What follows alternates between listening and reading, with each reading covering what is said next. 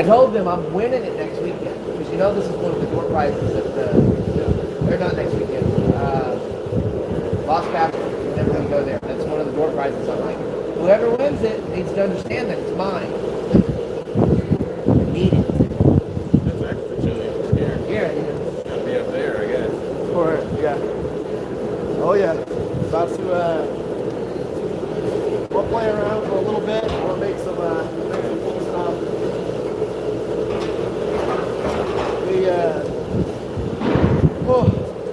I swear you do not wear pants. They're good. You do not wear pants. I want to keep me inside.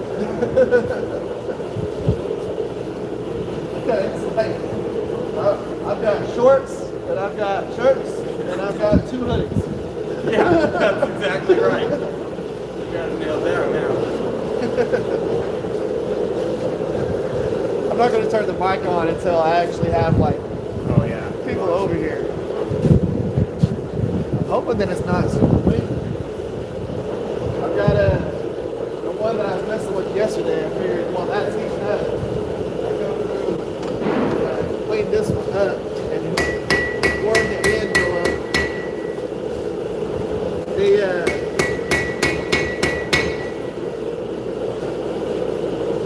It's been nice and cold.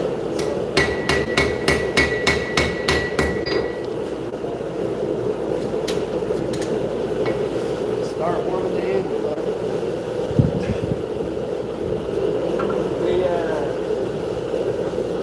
How was y'all's day yesterday? It was pretty good. Yeah. Pretty good. Steady and busy. And we have the palm green beside us. So you can go to that. Oh, really? Yeah. We saw some stuff. Good. Yeah. It was a good day yesterday for Good. a lot of people. Like we had good traffic. I mean, that's the big thing is getting the traffic. That is like not being able to be on a day where it's like hardly anybody doing anything. Yeah. Yesterday, every time the doors opened, it was like It was steady. pretty awesome. The people are gonna get to skip some of my forging the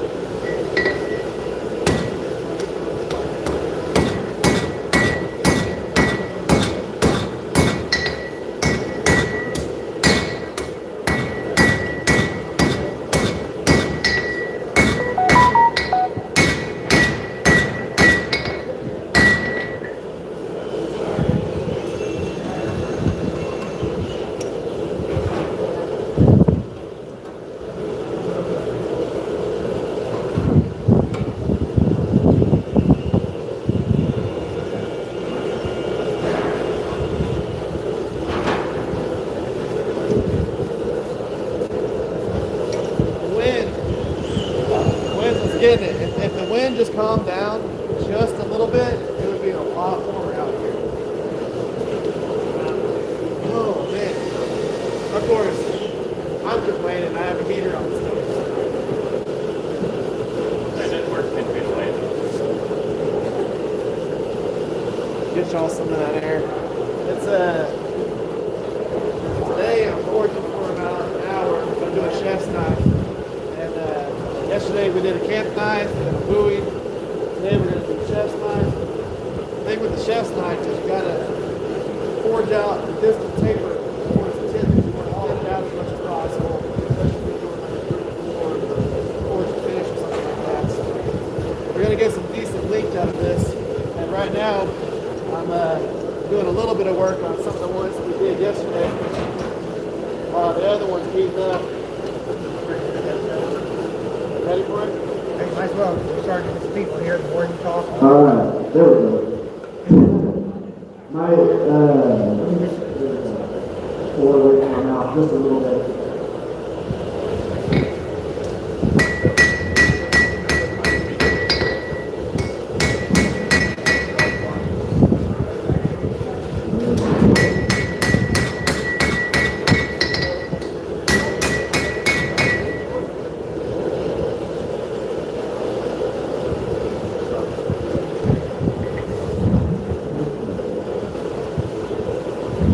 The buoy from yesterday.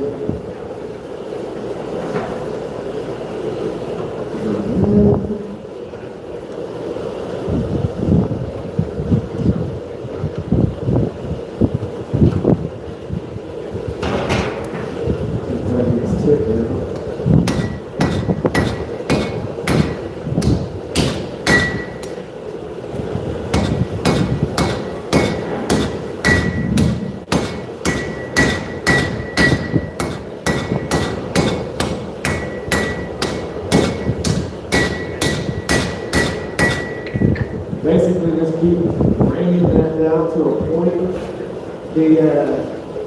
For a lot of these knives, the initial freeforms are pretty much the same.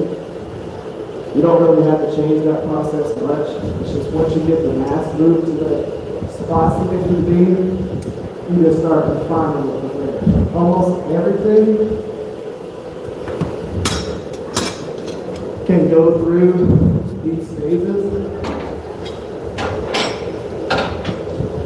to get ready to go. So preform the tip, define where the handle is going to be, whether you're doing a handle or you're doing let's say a hidden thing. The only thing that changes is where this notch is, goes back, because we don't need as much mass to turn into a handle. You're going to do a hidden thing, you still do this same process. You only need just about this much of it, because then when you press this, you just put it into a little taper. And that makes your hidden thing. You can adjust it, modify it. But for the most part, the preforms for most blades are going to be very similar. If you want to make a clip point or a buoy, instead of having it round like that, you have it straight. Just cut off straight right here. And when you forge in your bevels, hooks, or clip like that. When you're doing a drop point or a chef, a lot of those preforms are pretty much the same process. You just gotta think about what material you need to be able to make it. So, without having to do crazy math, you look at it and go, if my still's 2 inches tall, and I need a 4-inch handle, well, I can take 2 inches of it and move it back somewhere else and get your full handle with it. But for a lot of this, if you're not trying to do as close to forge the profile as this, all you gotta do is just get it close to where it needs to be. You can use your 2x7 to your grinder and finalize it after that. You don't have to get too crazy with the actual profile. Me personally, I think of it as kind of like an art form, so I like getting it really close. So, typically whenever you're doing this phase, you're using a 4.5 pound hammer. But I've done it so much and used it so much, it doesn't really affect it. And you gotta be careful with the size of your hammers, because if you put a big dent, you gotta make everything the depth of the dent. So if you accidentally take this material and make it, let's say you got 1/4 inch thick material and make it 3/16 somewhere, you gotta now make that knife 3/16 knife. Unless you're good enough to manipulate it and pinch that area back to bring the thickness out, which you can do.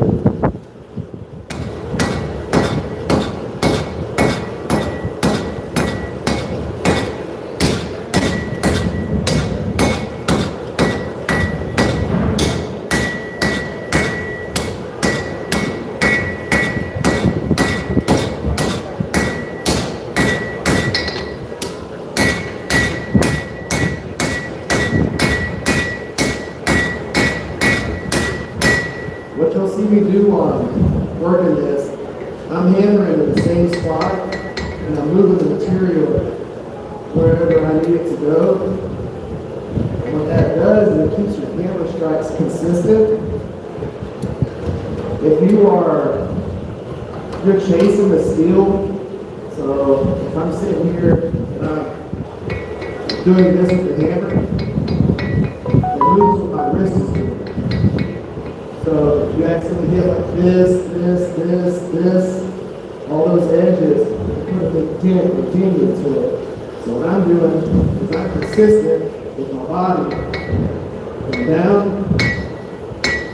even lows, no matter which hammer I'm using, I treat myself like a power hammer. Instead of trying to chase that steel around. You'll see some people when they're with the forger, everything's and you have to fix all that stuff. It's way easier to stay consistent here and just do the work than trying to blast away at it like this. You don't need to do all of that. Just use a slightly heavier hammer, and it puts a lot of work in for you. Now, of course, I'm having to put a little bit more work in because I have an Anvil with suspension. Typically, your Anvils don't have suspension on them. Typically, they're mounted concrete, big stuff, something like that. So, this would probably be quite a bit easier if it was something else.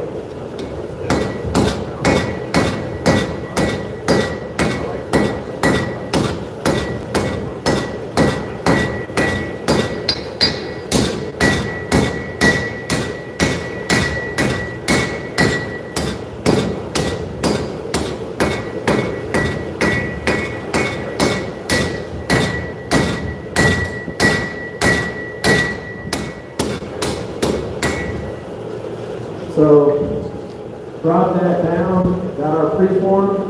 Now this is going to be our cutting edge right here. Now one of the things you do whenever you forge like this, you want this section to be your cutting edge because whenever you go through and you forge it, now some people will say, you know, a forged knife is better than a stock little knife. Chocolate knives are absolutely awesome and they're perfectly fine and great.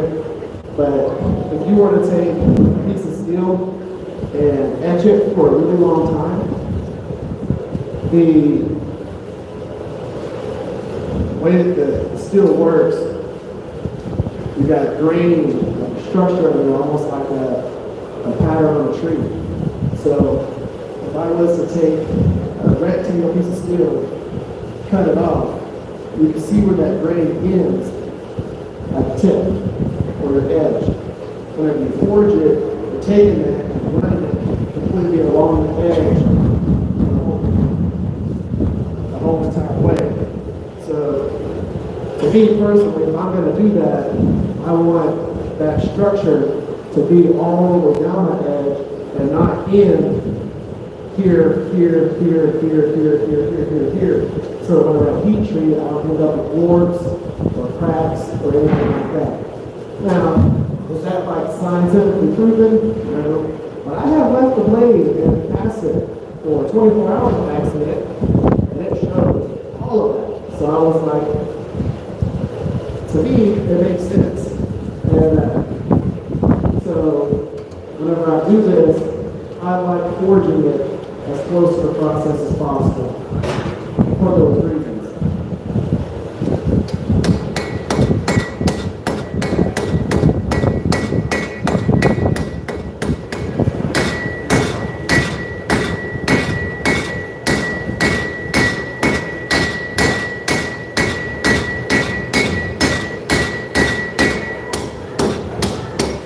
So, got it down to about the same thickness all the way through. At this point, I can go ahead and decide what's going to be my handle area. Look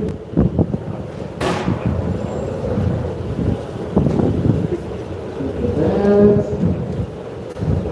You don't need a huge handle on a chef's knife. So I know I need about 2 inches of the material for the design that I want to go with.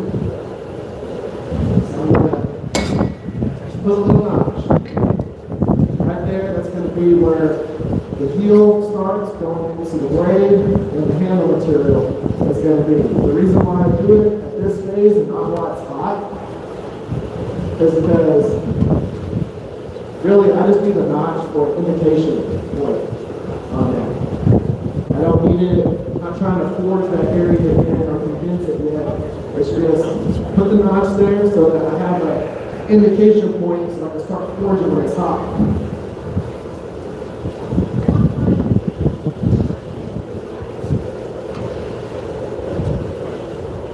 If y'all have any questions during this, feel free to ask them. It's cool. I'm here. Be able to answer questions, do all that stuff.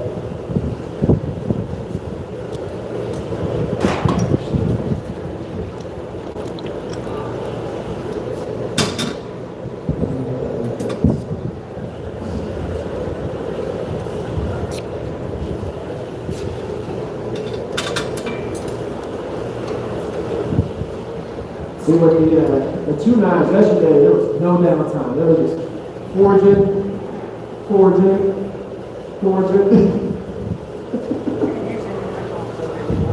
Oh yeah. I like these. Those are all set for engine, and those are 2 inches. Yep. They might actually work in stock. I know, so I was saying, like, that is, I got all the way out to, these are 1.5 inches. Yeah. Those would work great on the actual, I should have just used those in the lumber process. I made those high-tech Summit does a while back.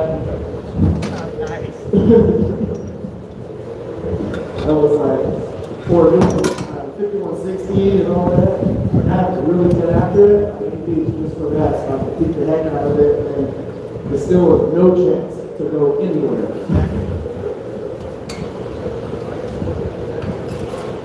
So the Anvil that we're using, this is the Texas Farrier supply and J Neilson Anvil. It has actually got a lot of cool little things about it that make it great for bladesmithing. What I'm doing right now is I'm just defining that area that's going to be that heel, and I'm doing half on, half off blows.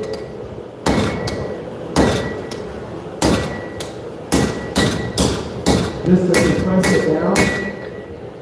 And this is going to be our heel, and this is going to be the area we're going to condense for that handle. And now with this, I'm only doing this for an hour, so this has to be a forced to finish knife in an hour.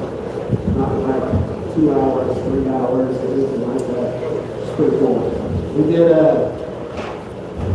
those 2 right here. That was the ones that we did yesterday. So 2 in about an hour and a half. And those are with bevels, everything.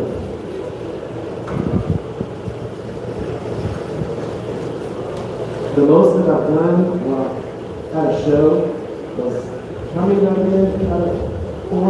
Yeah, 4, a couple hours. And that was like big old knife, another knife, and one was a quick force integral, where the handle was I-beamed and it was a full knife that didn't have handle studs.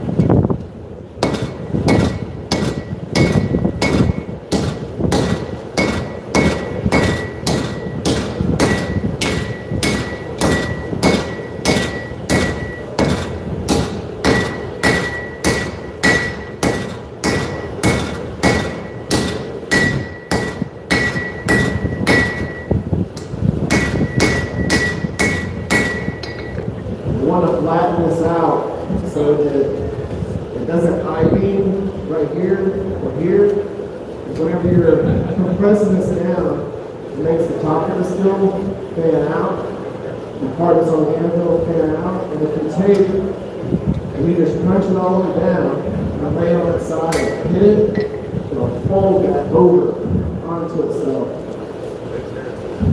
Create a little cold shell. And then whenever you go and you grind it, you know, because like on these, I'll end up grinding about 16 to 8 inch off. If you took that off, you're going to remove the section that's actually connecting that piece on there. You end up with a big dip where that steel folded over.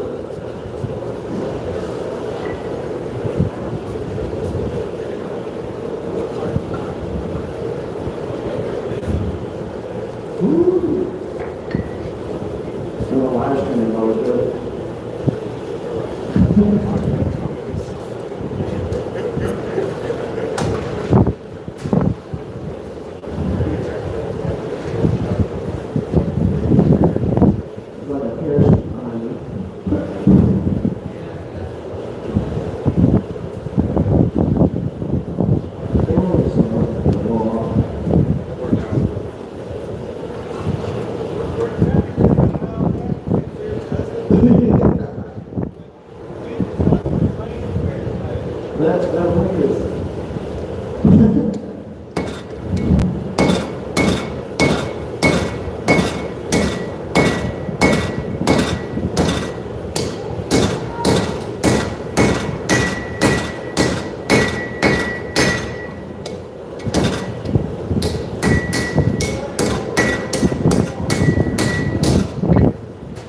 Next week I'm going to start compressing the back section down just a little bit.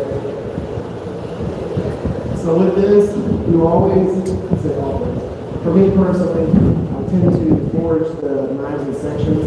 I focus on the blade when I focus on the blade, the handle when I focus on the handle. I don't care what happens to either side while I'm doing the other side. It doesn't matter. I work on that section whenever it's time to work on that section. People, when they're trying to forge and do this, they want to make it look like a beautiful knife the entire time they're making the knife. There's certain things that I'm going to do later on in the process that will put everything back in line and actually help me out. So, in order for the heels to actually come back and drop out like this, I let the handle just do its own thing, and I pull it back in and it creates that tight radius right there. Doing that. If I was making it look like a knife the entire time, I would have to move that material there later. Well, I'm already going to put it there in the first place. So it's just letting the process go as you do it. And don't make yourself have to use more heats to fix something or to change something. Try not to really work on it when you need to. So now, I'm going to bring this down. I'm going to hang it off the edge a little bit. We're going to take 2 inches of steel and bring it down to the table. So what I'm going to do is I'm going to hang the steel off the anvil,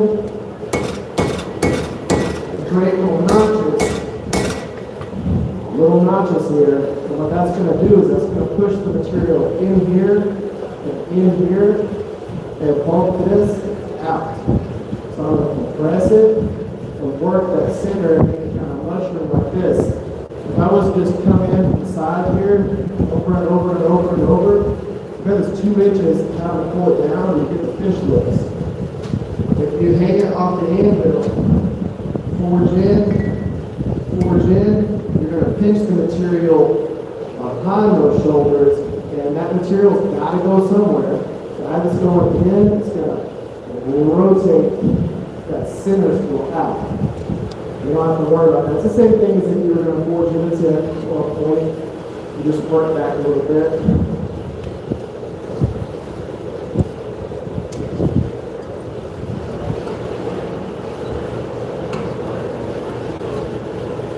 And what this is going to look like is the handle on it is going to be kind of like one of these handles, but minus the little bird's beak.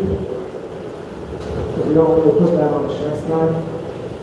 Now I'm going to taper it down a little bit more.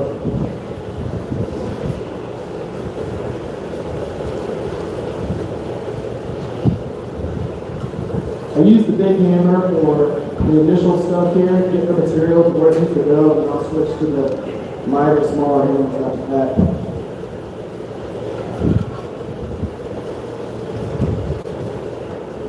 What's up? Good morning. Good morning.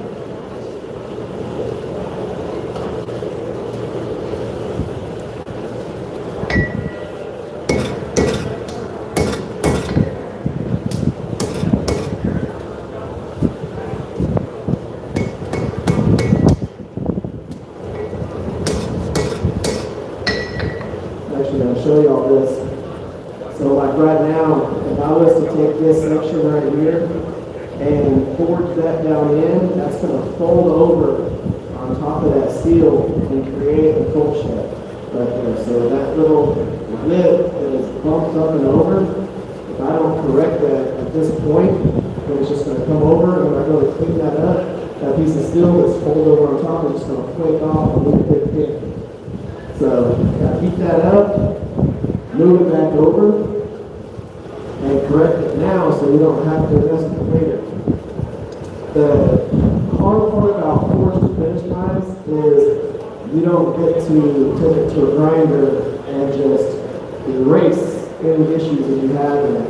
It's gotta be forged to what you were gonna have being done. And it makes it a little bit more difficult for yourself, but it's just the art form. It's what we do, and that's one of the things I love about this. And of course, I always tell people, if you only forged to one of these steps right here, so just to this step, and then forged in your bevels, and you only have that much handle profile done, you can remove what you need to do, and you can save the money for what you would have ground out of this. So I've got a knife on my table from the last demo that I did, where I took a piece of material that was equivalent to what would get ground out of this, and I made a knife out of it. Of that same exact size of steel that would have been removed from that area. And now I've got a $250 knife on my table that I sell versus $250 worth of material in one of my buckets. It's dust at that point.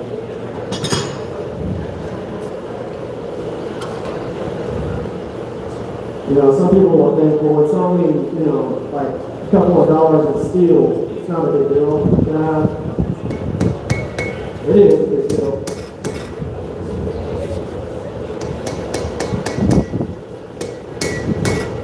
So get that fold up there.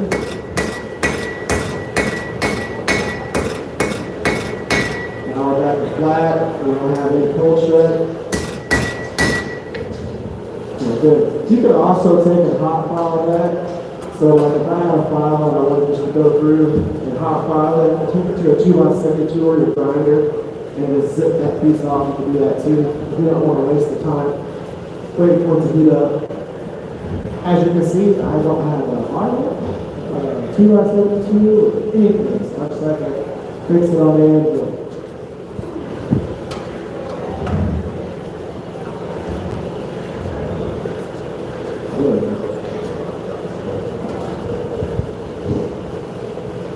And again, if y'all have any questions about this, feel free to ask them.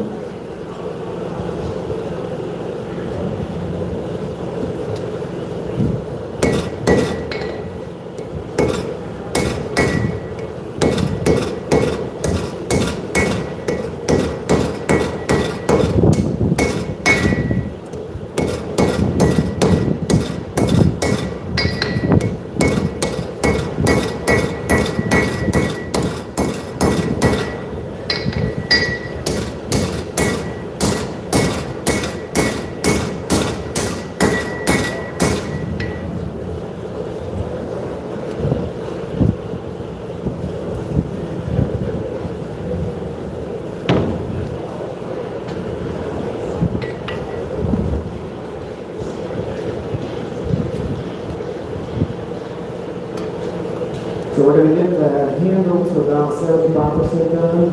Go back to the blade. What I'm going to do on it is before I forge in the bevels, I'm going to forge the distal. So I'm going to stretch the material from the ricasso, that section right here. I'm going to stretch that material from there all the way to the tip. And then I'm going to forge it my bevels after that. Because I'll be doing some of the bevel forging during the stretch. And all that is instead of putting this mill flat and hammering flat as I go and stretch it, I'm going to have the hammer slightly tilted, and I'm going to stretch and compress the edge kind of at the same time as we go through and do that. Again, eliminates certain heats, a certain amount of time of forging.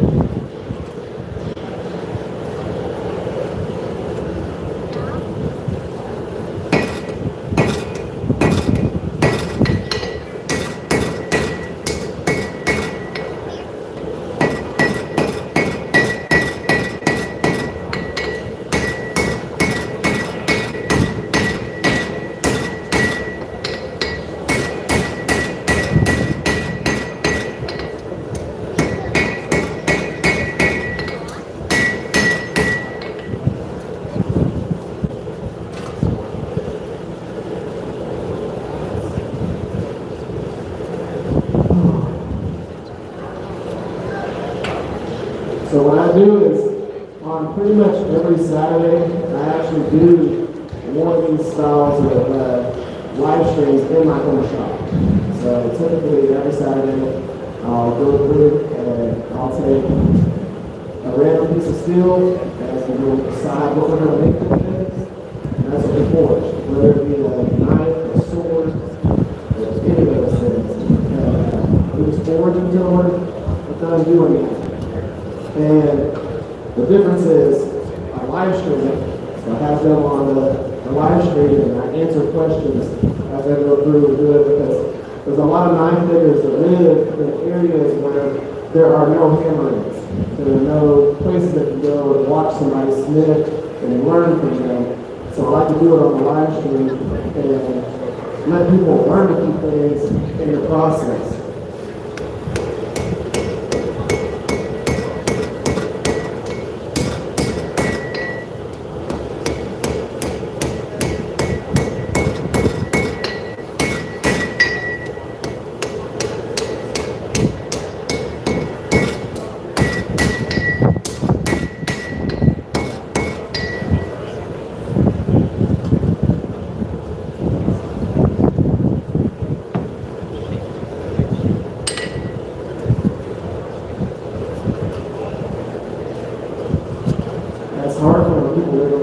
And they want to go to a hammerman, and hammerman is like 10 hours away from where they're going to be, because Alaska is like town, 10 hours, town, 10 hours, town.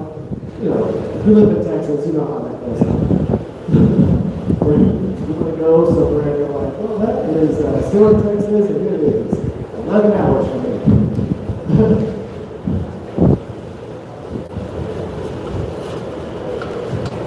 Whenever I go to Glacial, Atlanta, I live in Wichita Falls, Texas. I drive from there to Atlanta. It takes almost the same amount of time to go from Wichita Falls to the border with Louisiana as it does from Louisiana all the way to Atlanta. To go through all the rest of the states, it's the same size as just our local state, one building.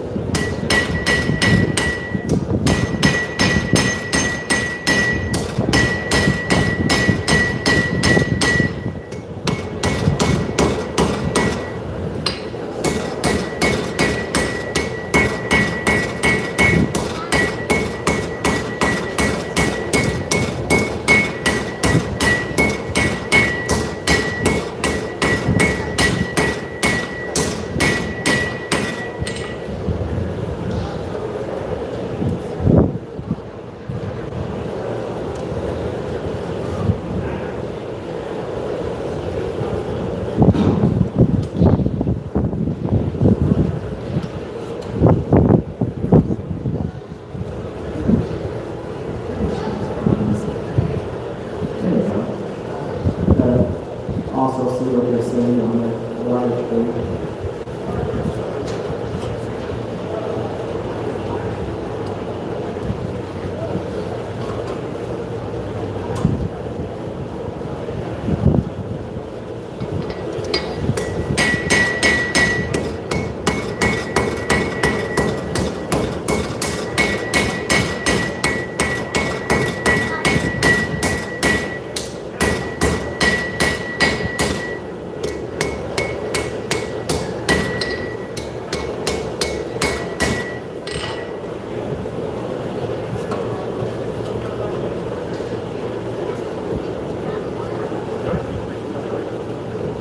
No, I'll do it. They're good.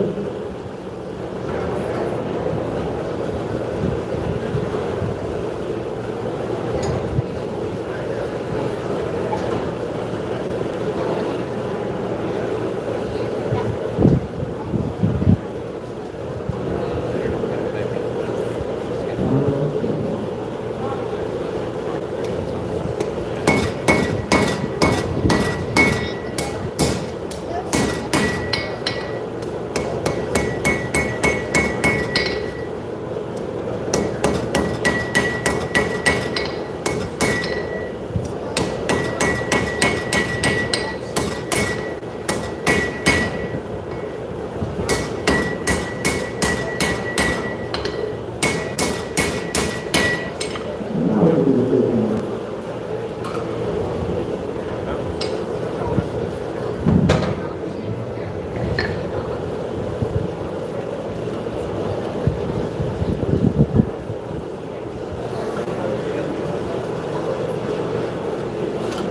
Now I'm all warmed up.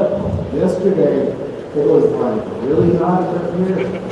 Really hot, it was 85 degrees, I think, or 80 or 75. When you're foraging, 75 is hot. When you're foraging in Texas in the summer, 120 is hot. But I was sweating as soon as I stepped off the stage. Wind started blowing, fans turned on, Jay got on the stage. J Neilson was all breezy, comfortable. I walked off, was covered in sweat.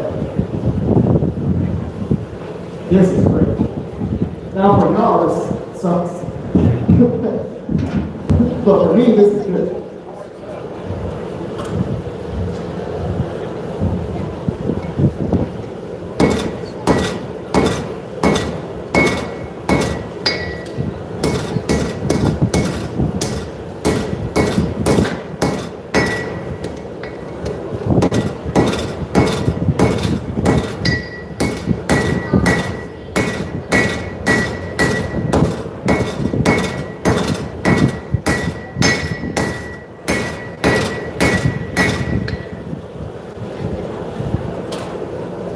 So we're going to get the handle, for this particular song, we get the handle to about 80% done before I go to the blade.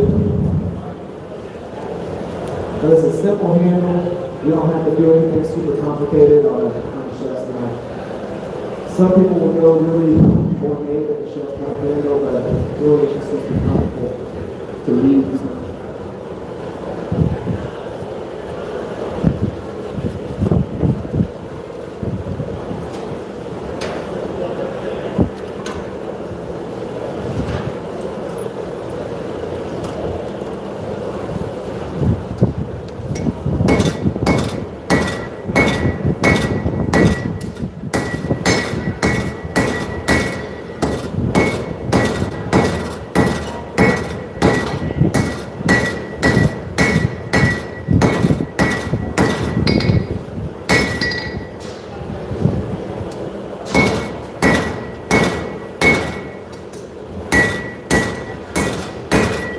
So right now, we take it from the rectangle down to where we're at right here.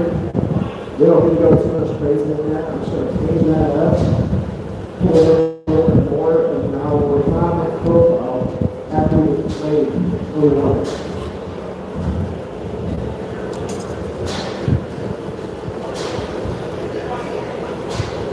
Yesterday I did 2 at once, so there was not much time to fit all the beads.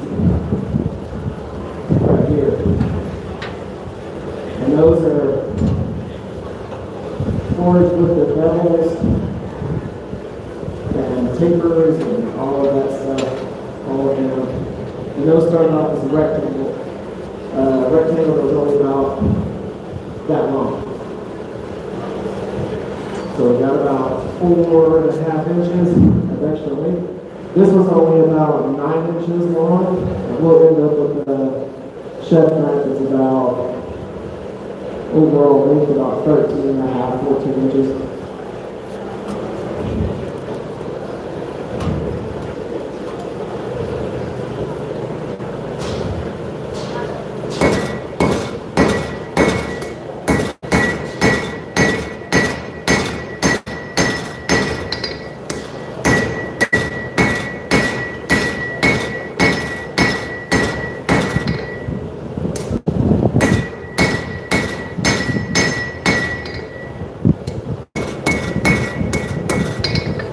I'm going to leave that handle where it's at right now. Put the blade in, start stretching that out.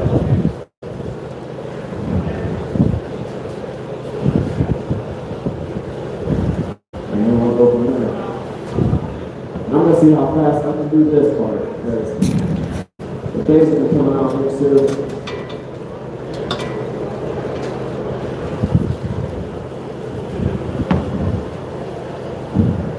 So what I'm going to do, I'm going to use the 5-pound crossgun. Probably about almost as much as the Anvil weighs.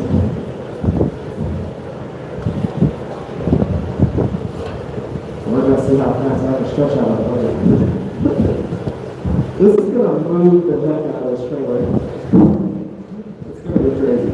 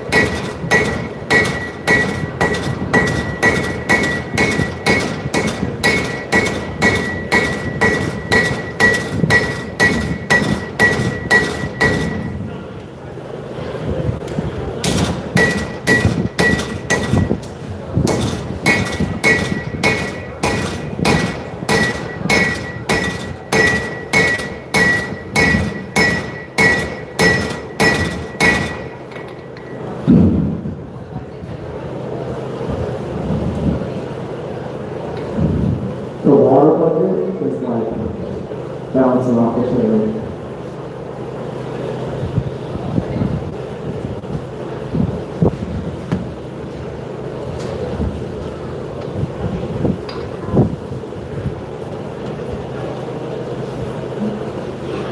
So I'm going to heat it back up. I'm going to stretch it out, pull the bevels down, pull it out, pull the bevels down, using a straight peen and a cross peen.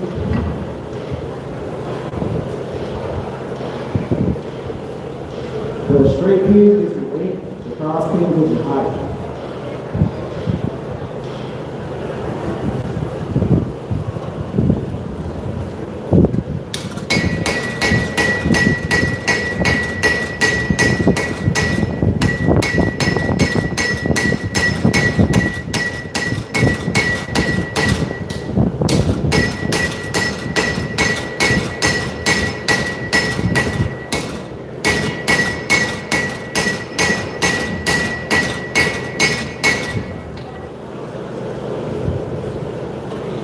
All this will get smoothed out, vanished out. All I'm doing right now is just moving the material that needs to go.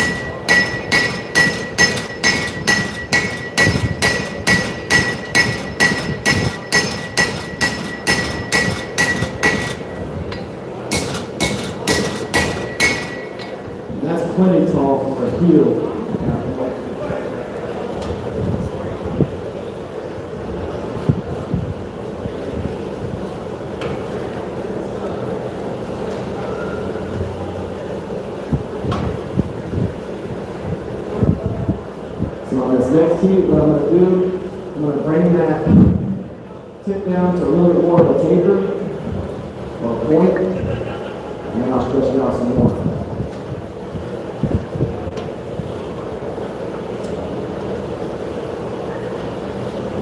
Just a little bit of flip.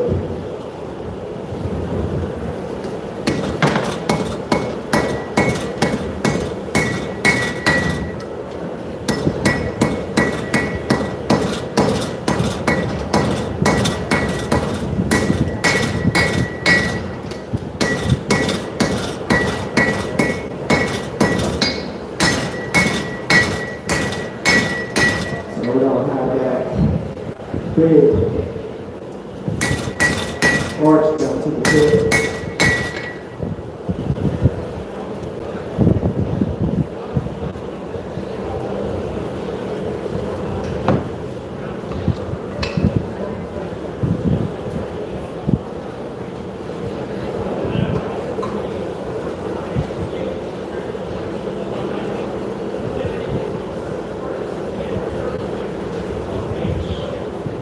All the hammers. Speaking of hammers, most of my hammers are actually made by that guy in the Perkins back there at 2 Basterds, Texas Smithy and Supply. Almost all the hammers on that rack.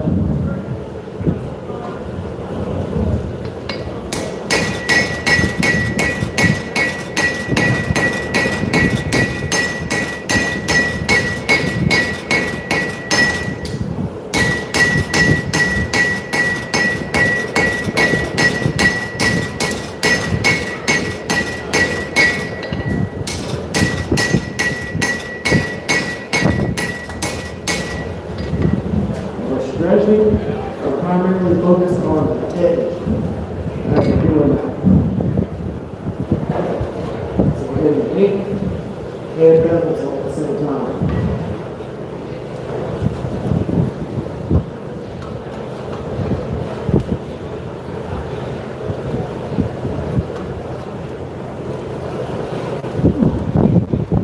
Is it warming up at all, or is it still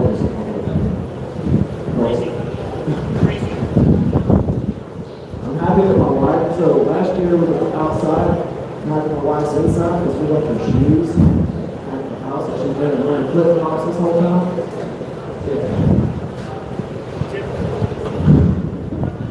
Trust me, I got one for it.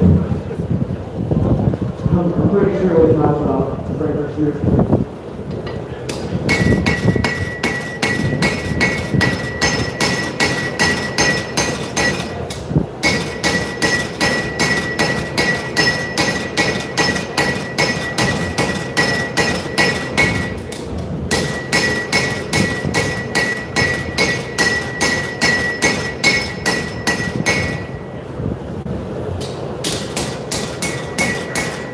So that's what we're at so far.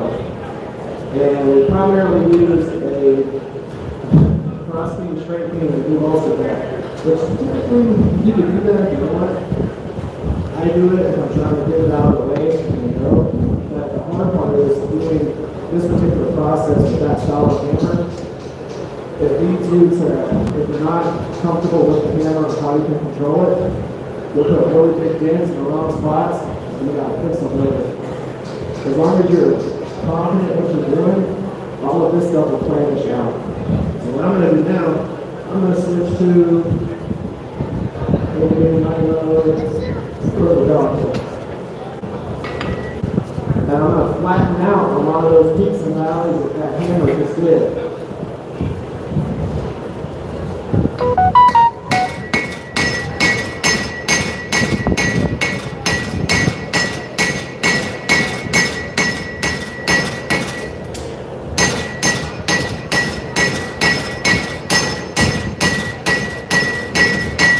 I haven't done a lot of work to the actual spine yet because I want to bring the whole entire thing down and leave the meat in the spine so that when you stretch it out, it pulls that tip down to be more like a chef knife. Right now I've already got my edge sticking out in one bit. I just need to go through, finish forging the taper to the tip, it'll bring that tip down. and give us that more chef knife design. We want the belly of the chef knife to be flat, so you've also got to have kind of a tip up towards the ends when you're chopping. A lot of that blade is on the cutting board. It kind of depends on the style of knife that you're doing too.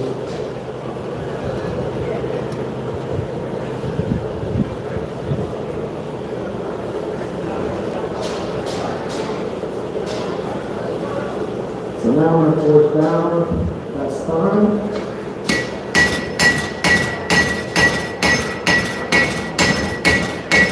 Taper it out.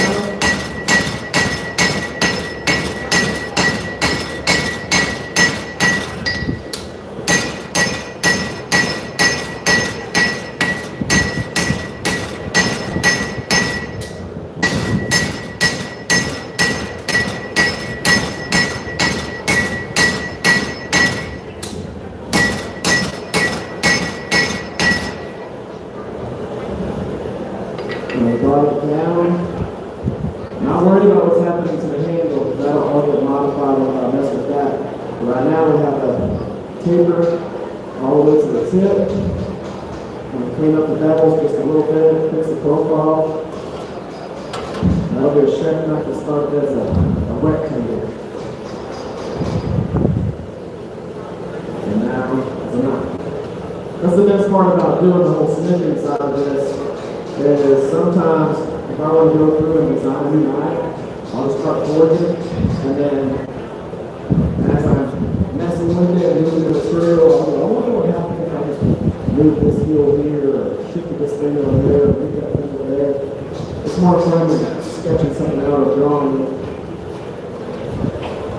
Unless the steel decides what it wants to be.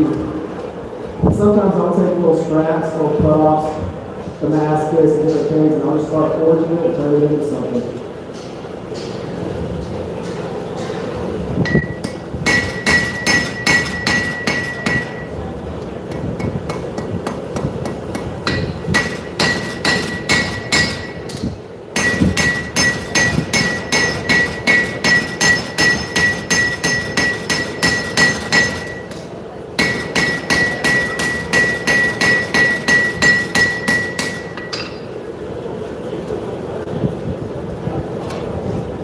What's going on? Come over and hang out? I never get to come and see any of this. I know how that feels. Like, I'm leaving the table, I'm coming over. I look out and my wife does come to these shows. Of course, she's a better salesman than me. So it works out. Every time I walk away from the table, she sells something. Yeah. No, it is good. That means I need to walk away from the table more. It goes the opposite direction. I never did it.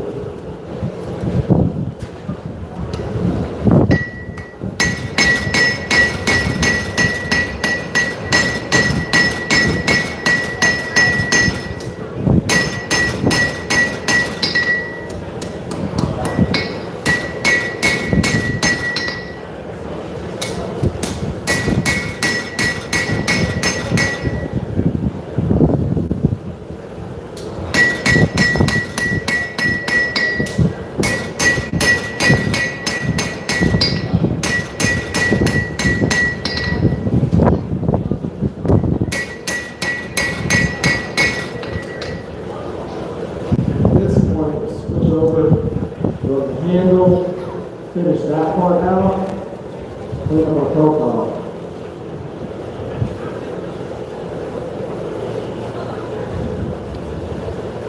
It's the fun part about this. Getting to come to shows and forward. You know, whenever you have to go to a show and you have presses and all kinds of stuff, and you're touching them, you're like, yeah, I'm gonna mess with that. Play with those toys. Yep. You gotta have all that in there.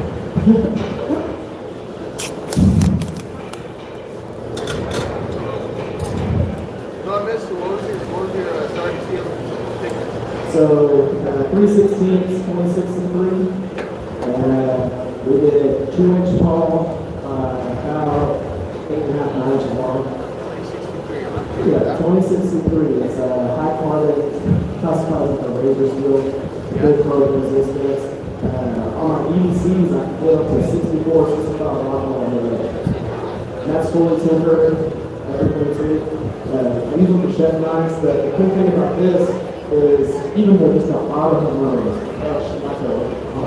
like this. I did one where I painted the spine, and the motor was so defined it looked like a sand. So you do that 2% chromium, you're able to get that? Oh, the Christmas. I got one of the shelves on my table. Yeah. I got the arm and I put it to it. Got it. It was really I'm gonna check it out. That's cool. Yeah. And that was just from leaving it. That's just from grinding it. A swedge into the back, and then the this down to the center on the bottom, just like a little bevel. So just the thickness of the steel and the main body of it gave it that differential heat treat. Yeah, it's something else.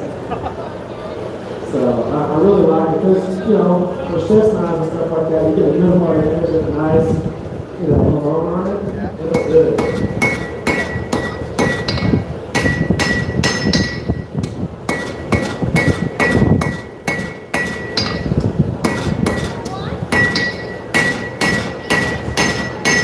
But I'll do 360 inches or I'll just forge it in. Because you can forge it down to whatever you want at that point.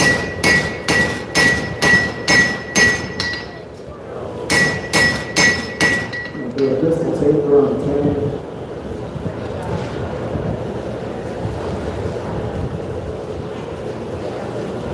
Draw that out.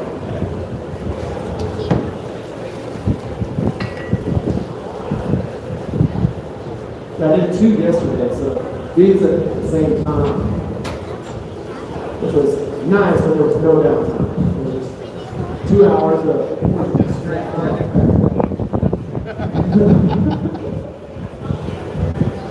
I don't like that. I need a coffee break. I know it was no coffee break. That's not a lot. It's not a coffee break. It's a 2-hour news room. Yeah, oh yeah.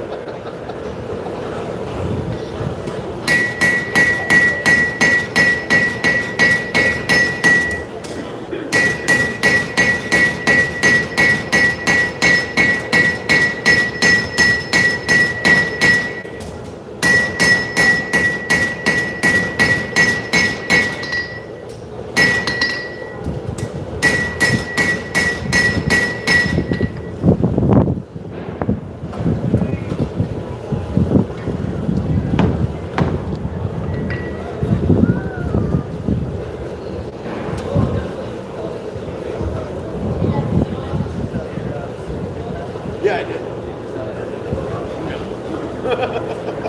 I did not.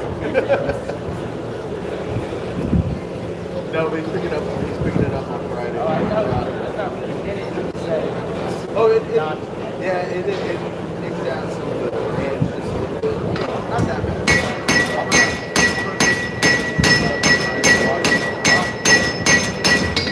Yeah, he's a local guy. He's one of my regulars. He's been flying with stuff like 2 years.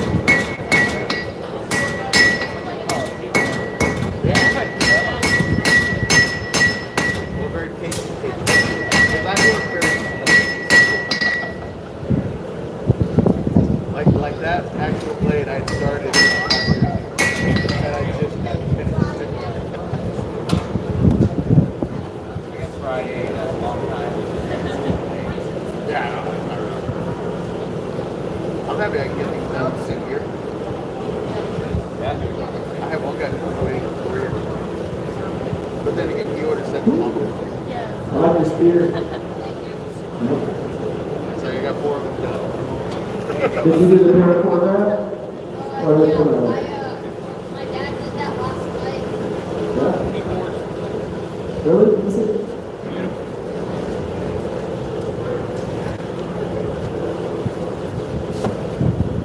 This is the bladed bit. Wait, is that That one, the one you got that on? one that always has 86 blades. Yeah, okay, good. Alright. Yeah, we probably got out of the shop. Alright. Yeah. Yeah, because I didn't know if they pick up all your stuff. It's awesome. Absolutely awesome. many knives you got right now? You got 27? 30. 30? Every show? All the ways.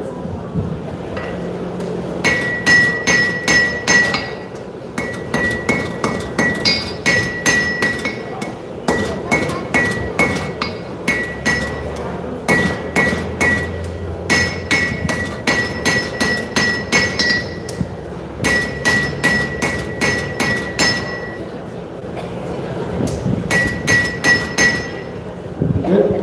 Listen, he should come up here and start talking while I'm recording. So he doesn't have to do anything. All he has to do is just come over here and look at me and say, this is what he's touching. That's what he's touching.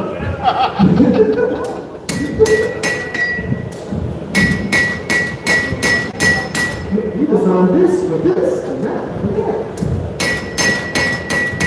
Now with this lovely face of the Anvil. Yeah, that right there though, that's where we're at.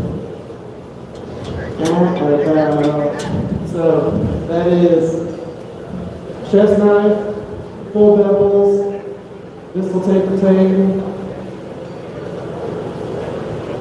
from a rectangle. And about 40 minutes of this for that. That's distal to the tip. Distal tang, all of that. I got you. Yep. All right, welcome to the Texas Select Custom Cutlery event. My name is Cowboy. I'm your host today. We want to welcome y'all here. We want to thank all of our sponsors that are here. These presentations going on this morning are by Texas Farrier Supply, 2 Bastard hammers. Of course, we're sitting here watching Eric Rivers and the Rivers Experience. He's doing an excellent job. Thank you. Wait, is that a band name? It sounds It awesome. really sounds like that, doesn't it? It is. So, we're going to have J Neilson, Forester Fire Judge, come up here, and he's going to talk a little bit about the anatomy of the anvil. This is an anvil he has designed. Eric's sitting here hammering. He's going to keep working on his knife, and we're going to let Jay talk about what he's doing, how to use the anvils, different things like that. Feel free to ask him questions. Hey everybody. So since basically what I'm doing is just talking about these things anyway and explaining some of the ways to use them, better off watching a workforce like this do it than me. I know I work with them with Dragon Fork Experience in Texas. That's a machine I can't keep up. I had like 15 minutes into it, I was like, Eric, nope. Anyway, Evan over at Texas Farrier Supply just did, we're talking about coming up with an angle, design, new style, or something like that. And the traditional anvil is the most expensive tool in the Smith shop, so we didn't want to change it up too much. In the picture, there are a lot of different types of anvils that I've talked to Frank and Nito over at 2 Basterds and stuff, some drill designs and such. They're a little more extreme, we might try some of those a little bit later, but we want to stick with something traditional. Just kind of fine tune it a little bit. A lot of times, you'll see Smiths knocking the corners off, these sharp corners here. What we did is we just added them. We added a 3/8 and 3/16 radiuses on the back that's already mounted in. There's people that do draw on the part of the anvil. If you're not lined up right, it'll start curving one way or the other most times. With these being straighter, there's less of that issue. As more people hopefully will start using those. My biggest issue I have with the anvils is hardly everybody wants to horn of the anvil. Saw that a lot on Forester Fire. We had a lot of 3-foot knives that drew out real long. They're only about an inch wide or so. So these things are easy to break for me. So one of the things I like to teach people about, aside from using the horn to draw things, turn the blade this way and hammer it, and you get a widen the blade called fullering the blade. Not a lot of people did that on the show. In fact, we've been doing a lot of going around and demonstrating classes like that in first responders and stuff. And people were actually fighting over little anvils without the horns on them. And it kind of bothered me a little bit. So with the new anvil, I figured I'd try to explain some of the stuff to folks. For me, what this is prepared though, I do a lot of integral bolsters, and for me, I typically have to knock a certain section off to be able to forge the bolster in there. I don't have a press, so So when I do a turbo holster 9, I'm going to forge that step from the handle holster down into the blade, and having a radius right here to be able to come up with a tray feet or a cross blade and match that and be able to forge that bolster in there. Having this already built in is actually really nice. And having that to be able to forge that in, it's supposed to have to grind them in, especially when you're making Damascus or Right. canvas steel. You'd rather stretch it and move it than cut it away and grind it away. Yeah, because you lose a lot of pattern. You want to see that pattern compressed into that bolster as opposed to it just ending in the bolster and then going out into the knife. It's nicer when you see it fan out into that bolster. It looks really cool. So, You want to keep certain pattern in, and just as much work as it takes to make the steel, you don't want to waste it. You want to use it for 50 yes, kilos. absolutely. It's one of the reasons I started doing hidden tags so much. It saved me a lot of interest. Yeah, a lot of it takes. Keep all the material in the steel in the blade. Yep. That's I love the tape bolsters because it makes the intake process a cakewalk. You know, the intake bolster and matching it up to the bolster as opposed to guard it. Makes life so much easier. Eric's working with the basic handle right now, which is what most people use most of the time. And it's the biggest work area on the anvil. But probably a lot of people stop there. Yes, they do. Anybody even know what a pritchel is? A pritchel hole. Anybody know what a pritchel is? That's usually where I forge a little hook where I hang my wire brush. I don't even know what that is. The Hardys use all the time. Hardys, hot traps, and radius and stuff like that. That's something I do use quite a bit of. Sometimes even if you have a radius on the horn, it doesn't match it exactly. Or one of the ones I do a lot is I'll take the ball from a trailer hitch and I grind that up and I make that as my little sphere for spoons, cups, and such as that. There we go. You can also print the whole set the back of your head. That's what I do. This is one of the other nice features about this anvil. It's in the bag on the leg, if you're looking for that. Well, there's a key around here somewhere. It's Yeah, Allen it's wrench, right. right? Allen wrench is here. Yeah. No, thank you. So one of the features we added was a lock on the side of the Hardy. So if you're using or like any kind of spring puller or spur gun or something like that, you would be on it and bounce around like that.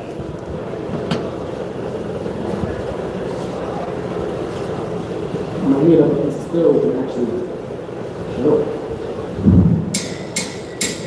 That way it's not bouncing around either. Now that's really handy basically for any of those kind of spring tools. But I've gone over and over with people about doing canisters. We've been doing so many of them without a press or power hammer. And you can make spring dies with a spring puller like that. And it's a lot easier when it's not bouncing around like that. Yeah, what I like about it having that little lock-in right there is not all Hardy tools are actually square back for your Hardy tool. So if it's slightly smaller, tighten that in there and not bouncing around, especially like a cut-off tool or something like that. It's not a lot easier. That's just like when you got something on Thomas or bar and you got a lock against your thigh, you're trying to get it and it's bouncing all over. And you're fighting with it more important. Absolutely. While these guys are working, if y'all have questions, raise your hands. I'm going to come out. I will get your questions to these guys so you can be heard. Please ask lots of questions, guys. Keeps us busy, but keeps us warm. It's cold up here. Not as hot as you were yesterday. Dude, no, it was miserable with the rest of it. So actually using this tool, let's see, pinch it down.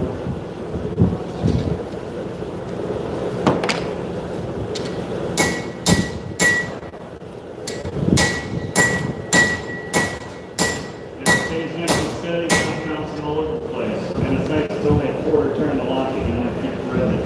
So easily set that in, especially if you're going to do like your finger tool in a knife or something like that. You want to just set it in, knock it down, or just shoulders or something like that, that makes it absolutely awesome. But if you saw what I did there, I was able to change the height of it.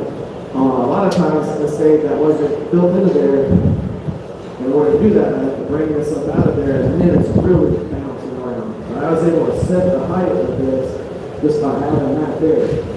That gives you more option. I don't know about everybody else, but a lot of my working tools I've found at state sales and flea markets, stuff like that. Like Eric said, they don't always fit up and the damage and form down or something like that. So instead of having to refill and reset and just lock it, just turn that key and lock it in place, don't move. It makes it a lot easier to do so many things when you can actually just tie one thing in. There's a lot of other cool things about the Anvil. I like the extra knob on the back here. What was the point behind Well, we have a little hub on the back there. It's smaller niches. I like doing it for like just curling guards and small stuff. I have a couple of people that actually took a grinder and shaped them to like hexagons and stuff. And make it little curls and stuff like that. Handles knocking on handles and whatnot. Oh yeah. All kinds of different little stuff. That one's kind of like a little bone switch through in there. So yeah, I think it's going to work for a lot of little things that people, you know, we have all these different little parts of the Anvil that really don't get used or utilized by a lot of people. And for me, I use them for everything. Because you never know, you know, whenever I go through and I want to straighten a spine instead of whacking it or something like that, I'll just go off the little ledge here, give it a couple of taps, move everything back into place, play the shit, call it good.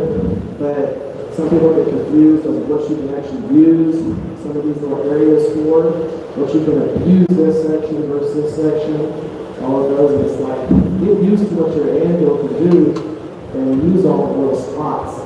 A lot of knife makers, they really use like one spot the whole time, all the time. If you see the, is it Atlas or something? Is that the ones that do the little stump? Atlas? Yeah, that little is basically just a, but then you can't do things like if you want to do karambit or something like that. It's nice to have a horn to be able to do certain things. To stretch, you want to stretch a sword, you're not doing it on me. If you're trying to knock that much material. Yeah. Well, of course you do, but not everybody has time. I do. Like you say, using the steps and stuff, rollers, like, I used to have a couple add-ons here, like big flat radiuses, pre-bending choppers and stuff. This is the shelf, like you were saying, bend it down there. And I like having the top of my knives anyway. You see the drop and the flare, so I know pull it down and then flare and pull it on the point. Absolutely. That is like probably one of the things that I do a lot is a lot of my knives have a full arch to them, and that it's just a personal preference, but to straighten off to the edge here, transition it down, drop your cane down just a little bit. You can also do it by just tapping over here, and it'll pull this down by default right there. So there's a lot of things you can do, but what I'm going to do is I'm knocking out a whole bunch of things. All I can use is come down, set it, back in the fire with that thing, block the next one, and call it good. A good Anvil, good rebound, things like that, that's what you're looking for. And this one right here, that's had amazing rebound. The entire time I've been working on it, it's had suspension. Want that bounce, so you're not working yourself to death. Correct. I like starting at the end of the handle, and you want that bounce. I'm not doing anything, just barely holding on to the handle. And it's dying down, and that goes quite a way. So you want to have that bounce, so when you swing and hit, you're not pulling it back every time. You just let the tool do the work for you. Yep. And bounce easier it is. So a lot of people see me when I run boards, I use some big hammers and stuff like that. But really, I'm not sitting here doing this. I'm letting the hammer do its own thing. I'm barely pulling this up. And I'm getting a lot of force with that just by letting it drop down and do its work. I always tell people to do, make yourself a power hammer. Not a physical power hammer, but just hit that same spot, get the rhythm, have a good rebound, and bouncing that hammer back up to yourself. Well, it's having a Yeah, and it really is. I consider the Anvil basically as the major die in your shop. Because everybody thinks about dies and presses and power hammers and stuff. It's the main die that starts off. You got your radius, and you got your flash, you got your corners. And then anything else you want to add to it, that's where the hardy comes in. Cut off the radius, it's tough, walls. If you don't have a tool to do what you want, you can make it and add it to it. Yes, you can. And a lot of us do that. That's one of the things that you'll see a lot of people when they're going through and they go, man, do this one thing. I'll just make it. And they're good. Threads, dies, crunches, all of that stuff. You can make a lot of those things you don't have to buy. Or tongs. I couldn't afford knives, so that's how I was hoping to start at the beginning. I couldn't afford the knives, so I had to try to afford some tools and make some tools so I could make some knives, and then that whole vicious cycle started. And then congrats, you spent way more money. That's when you gotta start suckering other people's buying stuff. Yeah, you get into the process thinking, I'm going to save myself some money. I was a knife collector before I was a knife maker, and I spent a lot of money on knives. And then, whenever I learned that I could make whatever I want, I was like, it's over. I'm just going to keep making things. And now, I'm just forced to sell them to people here and there. It's like, I make what I want, and then other people get to buy that thing, and then I get to cry as it goes off into the business. You know how it goes. When you sell a knife and you're taking pictures of it, and people are living with it, and you got a lot invested in this stuff. Yes. Oh, 100%. You never think you're going to get emotionally attached to a piece of steel, and you kind of do it. Well, what's nice for me is I do YouTube and I get to film a lot of stuff that I do, so I get to watch myself and relive it here and there. Yeah, it's something where you put 2 months into a build or something like that, something really crazy, and then that goes away. And you're like, well, okay, I guess I gotta make another one of those. And then you start that, and you do 15 other projects in the middle of that one. So I'm saying also that you got the radius, you got the flat steps, corners, you can flare, you can draw, you can add hardies to real steel material in other ways, and the other thing is different hammers that you see Eric using.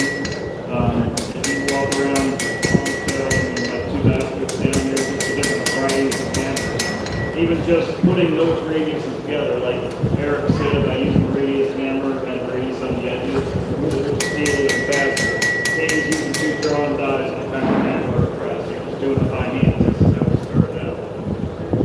Yeah, I love that aspect.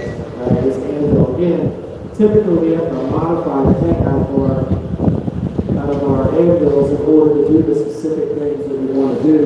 And if some of it's already thought through before you actually did it, that's what's awesome. And again, it's a very small thing, but having that little walk down right there, that is not something that, it's just super cool that that's there.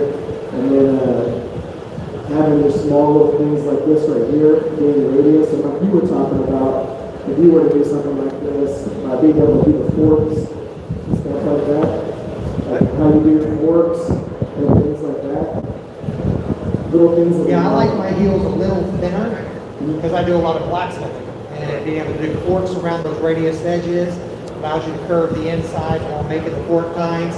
So there's a lot of designs in the heel of this angle I really like. I'd probably make mine only about an inch in the design for blacksmithing. For knife making, I see it. And for both, yeah. It's a good design. Yeah, it was funny, the first episode, the first season of Forge and Fire, we had 4 brand new, beautiful Anvil, sharp corners, shiny, pretty.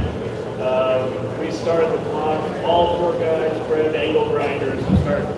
now took all the corners off all the ends. All the way around, not even one side, all the way around all four of them. I freaked out, I know that. I normally have, I've got two animals, one with sharp corners, one round, because I use both. They're strapped together and I can just lean over. With this, I don't have to. I got corners on both ends. So that's one of the things I was thinking about when we started designing this. Let's put some corners on there now, so they don't have to go tear it up themselves. Yeah, I've been fortunate on it this whole weekend, and I haven't messed with anything on it. It's just been good, and I enjoyed that aspect of it. But yes, so one of the things that he said earlier, we did the Dragon Forge experience, and we have a whole bunch of people who've never forged on it, Anvil, or they've never ever in their whole entire life, and we destroyed those Anvils in that process. But I it's got to see that this summer. It was good. yeah, it's there. Okay, right here, to here, to here, to here. Come on, you got it. And so there, it's just bouncing around everywhere. But those Anvils are significant used in all that. It's where it is. But when you're in your own shop and somebody does that with your nice Anvil, you're like, oh, really compromise. My very first time forging a key bag with my barrel. The first thing he told me was just don't hit my handle. That was exactly what I did the very first time. I was dinged up. Like, all right, I'm gone. I'm not allowed in the shop anymore. Just one big dent, it's like, right there. One of the nice things about, the difference in the anvils is the hardness of the bases and things like that. So if you do accidentally have that weird hammer blow, it's not going to do as much damage to the anvil. The softer anvils, you get one little hammer blow, you got a big old dip in there. The ones that have a nice rebound and have a nice hardened face on them and everything like that, those ones are going to last a long time. So. Yeah, this is all the specs are over there at Texas Farrier. But these are all solid pieces. They're all made in Texas. I've been tickled with it. I've been using mine for about 3 or 4 months now. I'm pretty learning how people with it. But they're enjoying it. Like I said, we try to make brand new angles, try to streamline it, and make this one a little bit easier, a little more useful for everybody. Yeah. So far, so good. I mean, the Anvil's been around for a really long time, so trying to reinvent a wheel that has existed barely less than a wheel is kind of hard to do some of those things to it. Like just doing the slight little subtle things that make it to where someone doesn't have to mess with it when they get it to the shop. Get it, start pouring, you start going. It makes life a lot easier. And then having things placed in the right position. I've seen Anvils that get put your hole like right here. Yeah, it's down to a weird place, and it's like, why don't we use that spot? Yeah, it was a big hole right there. So having the things in the right spots for different stuff, and a lot of people don't know what the different holes are for. If you do something like for a printer hole, having a tie down or a lock down or something like that is awesome. A lot of people use that to punch the initial stuff. So. And it's a decent weight, decent size. It's under 12. It's big enough to do almost anything. It's so small that you can pick it up and carry it around. Oh, absolutely. And, a lot of us have big old Anvils, 170 pounds, 200 pounds. You're not taking that anymore. Yeah, 350. You're not taking that. Several 350s. Yeah, engine hoist or a forklift, that thing, everyone. I got it. I don't need a mic. So, say you do put a big old fat dent in there, how do you fix it? So how do you fix a big dent in your animal? Well, the quick way is to break weld it and try not to hit that spot anymore. Mark facing I rod. usually work very well though. Stick welding with mark facing rod. 775 Yeah. surface out. Dent again. Yeah, and what most people do, they don't flash in that spot ever again. Yeah. Well, there's a few of us that are lucky enough, we got some big bridge boards, set them in there, you resurface them Yeah. down a little bit. Call it good. That's hard to find and get Yeah. done. And then the people who don't have that flat disc on the angle grinder. Yeah, it's not just getting it out. Yeah. If it's not too deep. Yeah, it will be good. Now, on Anvils like this, unless you're using some crazy hammer and you are blasting away at it, you're not really going to do that to it. If you had a Harbor Freight Anvil or something like that, yes. If I'm stretching something with a 5-pound cross beam and I hit it at an angle right here, it's going to put it in there. It don't matter how hard that fence is.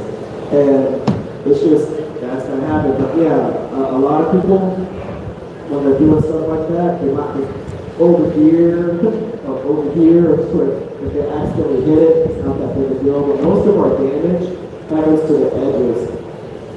When we're cutting things off, or doing different things, or forging in bevels, or really working on that edge where the hammers are going to have a chance to be angled like this, where you can accidentally hit it right there. But most of the part inside here, you're just hitting flat, moving.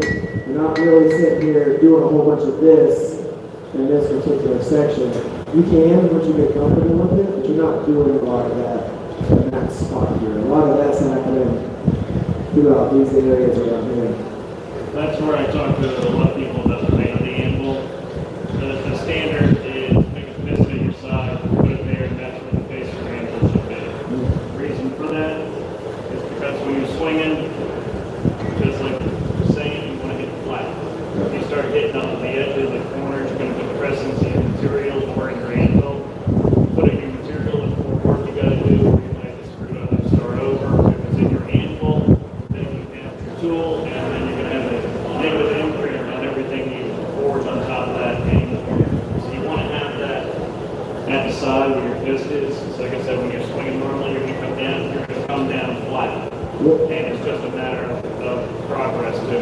It's like anything else. The more you do it, the easier it gets. So if you got a drumming anvil, or you just start down, or you got a block of steel or railroad track, just practice on that first. Once you get comfortable swinging, then move on to the good hammer. The good hammers. Correct. And a lot of that is just, like you said, getting a comfortable spot on there. And a lot of what we're doing, like you're comfortable doing that, a lot of this is being in one place.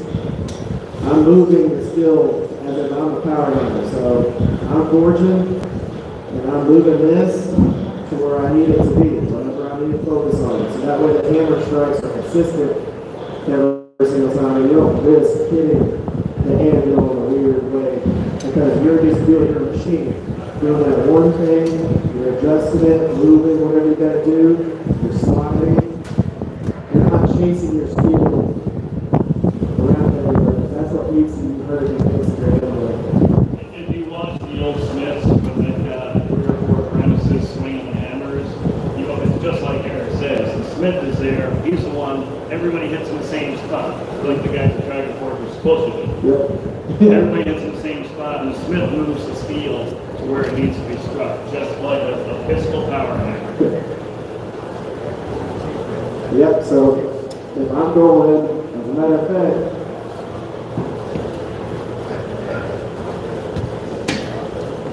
good.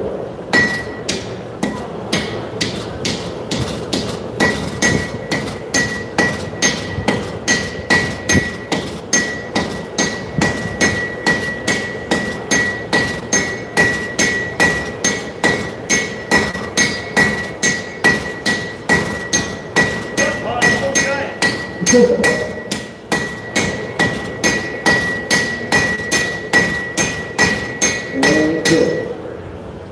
Just like that. That's proof that Jay and I can actually work sometimes. I try not to. And there's a lot of that happens, you know, if you're forging yourself, you treat yourself like that. You know, you are being consistent while you're doing this, and I'll tell you, you'll have very clean work whenever it's all said and done. Unless you are messing up your anvil, unless you're messing up your steel when you're actually going through and doing the process. You know, it's just a lot of focus on doing the work and using the tool. You know, if you're watching a whole bunch of videos of people doing the thing that you don't ever get out and stop and actually do the thing, you might think in your head, I want to frame the house before, I can do that. Different process if you have to get used to it. And not just that, it's learning how much force you can exert different heats to be able to get the right process happening. And one thing I mention all the time too, and I talked to Cowboy about this before too. When I got into it, I got into forging specifically just to forge blades and make knives. I started off as a stock build guy for a couple of years. Then Moran started making knives to take the deal again, and that's what I wanted to do. So that's how I got into forging and forge welding and such. I wish I had gotten into blacksmithing first, because I would have learned a lot more about how to use the tools and the anvil and stuff and different techniques. Like I talked about Cowboy, he did that, he was blacksmithing. Well, that would have helped me a lot. I learned a lot more blacksmithing years after I got into smithing. So if you're new and getting into it and getting started, they call blacksmithing class. It's going to help you out a lot. Yeah, I agree.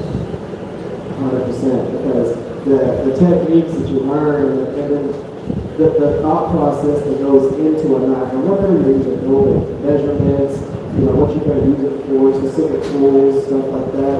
When you start smithing, you start understanding that a lot of that is the benefits of it, what you're going to use it for, and it makes your knife making process so much better. And for me, when it comes to the smithing side of it, it's all the extra things that you can do with the blacksmithing that you can't do with a different machine. Or saving the material and using a little rectangle of steel to turn it into a full-blown knife. You can't stop and move a 9-inch piece of steel into a 12-inch blade. One of the ways I like to describe it, I think, to add to this, to us, metal is like a Play-Doh. You can stretch it, shrink it, add to it, take away from it. Just using your anvil and your hammers to make the job go where you want, your palms to hold it. You use your tools. Your tools is a big part of it. You can make it do anything you want. You keep it hot, use your tools. Very, very hot Play-Doh. Very hot. Yeah, something else I suggest too, people. I mean, you got your basic tools. You got your forge, your anvil, hammer. Get a good hammer to start off with. Tongs. Let's look green thought for a second here. Harbor Freight got a 3-piece of pliers. Big one, the little one, medium size, at 10, 15 bucks.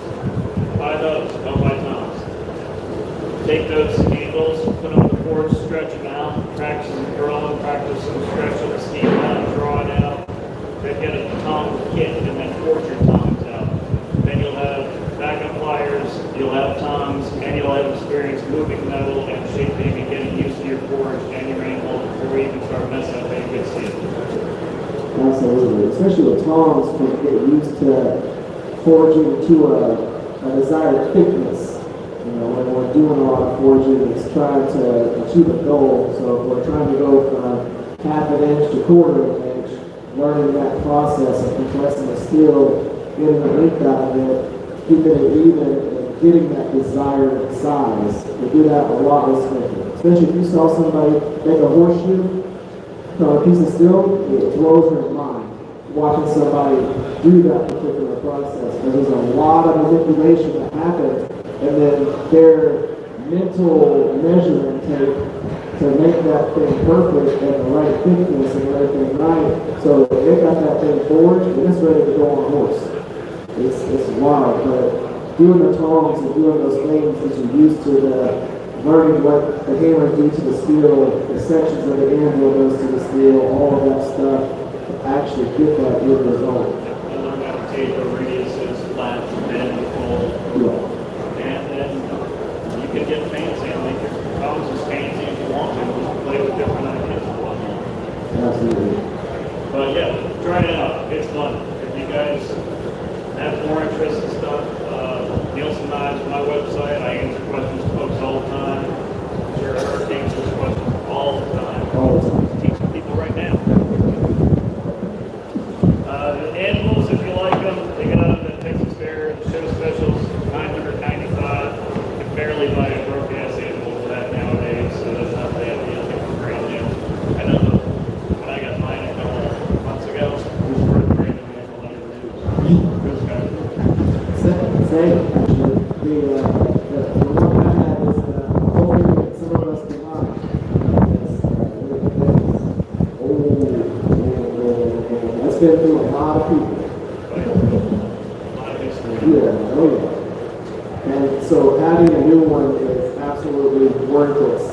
don't have to go through and, fix up, adjust, change around, do all of that.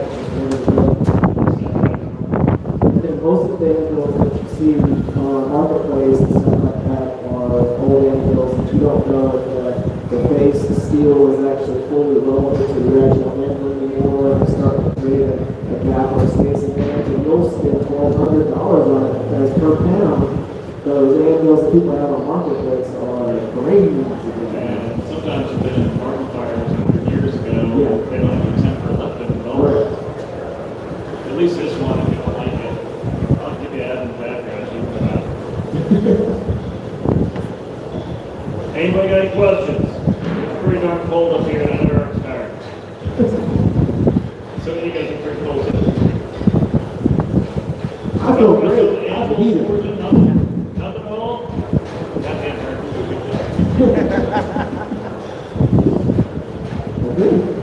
I think that's good for us. Well, there's always questions afterwards, so you know where to find us if you got any questions. Come on over.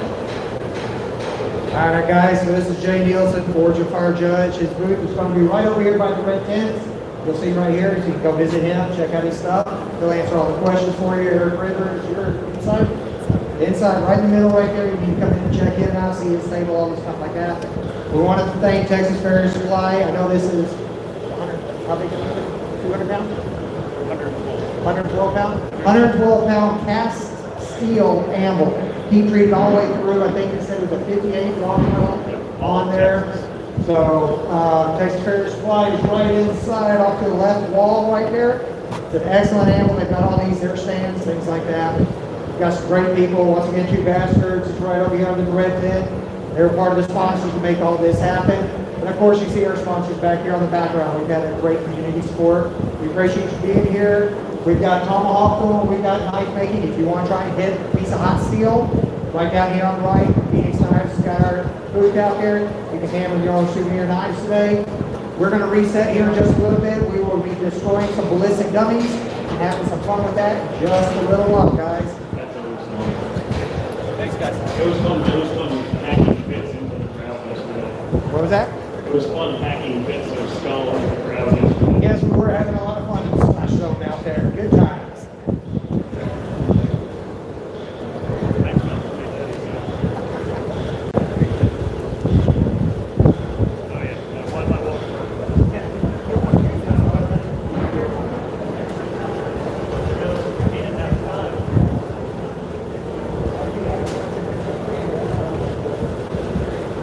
Thanks, sir. Oh, yeah, absolutely. What did you say the purpose of the duck up here?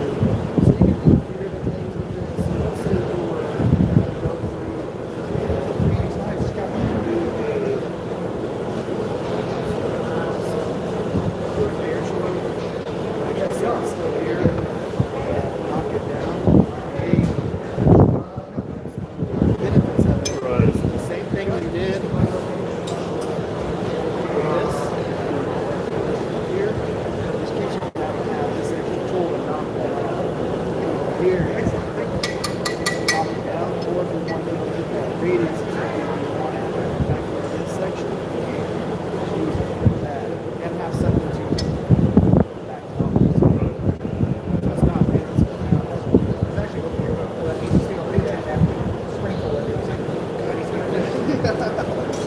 It's a lot easier when you can actually see what the thing's used for, as opposed to total bit. I'm so used to it.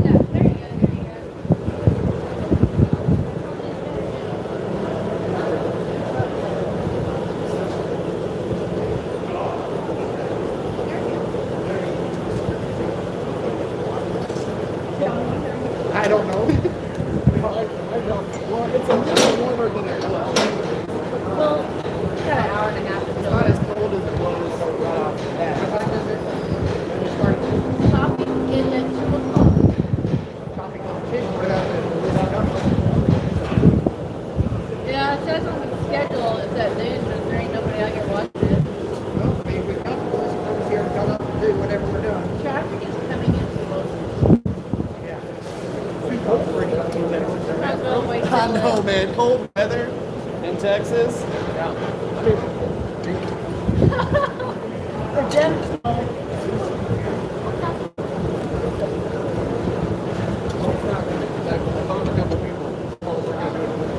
okay. That's for this board right here. We tried it. You can't hear us. Nothing. Like the guy, the line, trying to get on there. And got the